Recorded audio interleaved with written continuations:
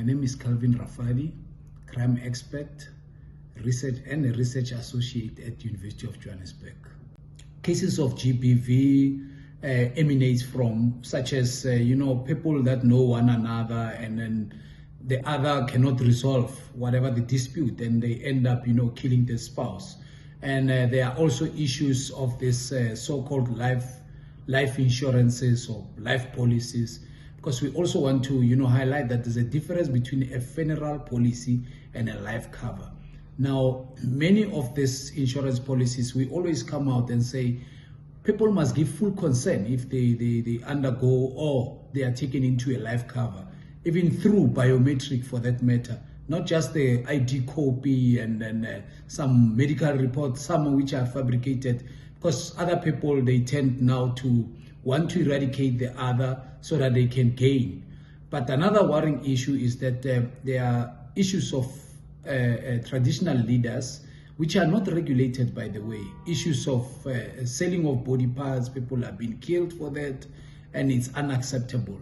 Then there's issues of mugging, where our women, because they are vulnerable, and even our children, criminals tend to, take the opportunity of robbing them, killing them, and even committing horrific crimes such as rape. Now, also our kids are also under siege, whereby we've seen that the kids now, there are men out there who feel that, or who are told, we don't know, by this other sangomas, that sleeping with a virgin or a small child, you become lucky or you get a job. That is unacceptable, and it needs to be regulated. We need to get those type of people out of our society. Now, other monsters, what they do is that they recruit kids on social media, whereby they end up even, either using our young adults as drug mules, and then if not, some are even used on child pornography.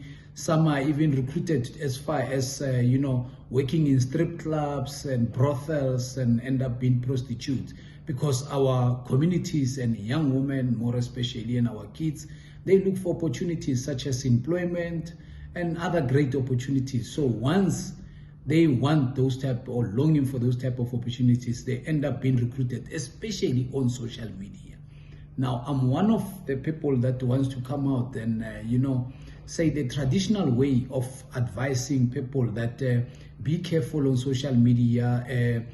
If you leave your house, tell your friends where you are going, use softwares like Find My iPhone. Recently with Olorato's case, we've seen that she ticked all the boxes, but they never materialized. So from now on, I myself declare that social media, it's a no-go area. It's one of the criminal hotspot. We've seen even with the likes of the notorious criminals such as Thabo Bester, that used to take place, but it wasn't as rife as it is now. So it shows that criminal now, they've, opt and taken that opportunity. And besides, they also take advices. So it shows that they are a step ahead ahead of us. So people, let's be careful on what your kids do on social media if they are not recruited. Because if they are recruited to even commit child pornography, these monsters, they use facilities such as dark web. And, you'll never know on the other side what your kids are communicating with. So this particular social media issue, it's a hotspot. Now, coming back again now to the issue of meeting a stranger, because I know many people will say, but, relationship starts with meeting a stranger, whether in the mall. Do not entertain strangers even in the mall. There's what is called a metalonin jelly format.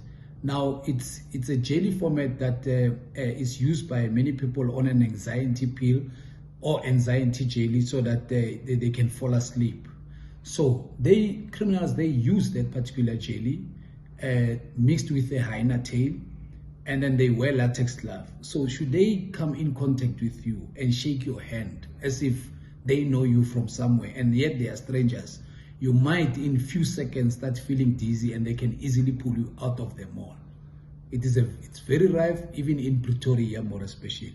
Do not speak to strangers even in the mall. Do not entertain strangers.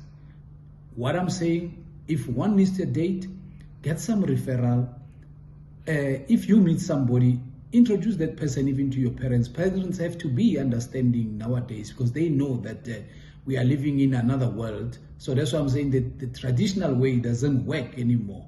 So measures, get a referral on someone who is known, who is being vetted, but going online, even romance scams, we come out all the time and saying women are targeted even on romance scams. They are promised big marriages. They are told in so-called prayer rooms, which are actually petitioned just to fool their prey or the victims. And many women, they end up believing that, and they end up being victims of such crimes. To what extent do socioeconomic factors like poverty, unemployment, or inequality contribute to these violent crimes? The issue about especially more unemployment, it does contribute on GBVs and violent crime within our homes, because many, especially as men, we tend not to, talk to one another, or we take the pressure within ourselves. And when something triggers that at home, that you cannot be the provider, and then they end up, committing cases whereby it's GBVH, grievous bodily harm, or arguing with your spouse. So we say that we do know the economy for now. It's somehow not up to scratch. It's not conducive for even our people to get jobs. But do not take out the frustration on our spouses, and even going out to the streets, because there's a lot of road rage as well at the streets. But now, coming back to another point of people who are committing crime, when we studied in the intro of criminology, we realized that a mentality of a criminal, it is not that they commit many crimes because they are starving. It's because of most of them, they are recruited, they want to belong on social media, they want to belong in the society and be looked up to. That's why even in many societies, and township more especially, we don't promote that a person gets to be worshipped to be a cash in transit guy, or to be kidnapping and doing or stealing cars. And then they even are given certain what you call nicknames to that effect.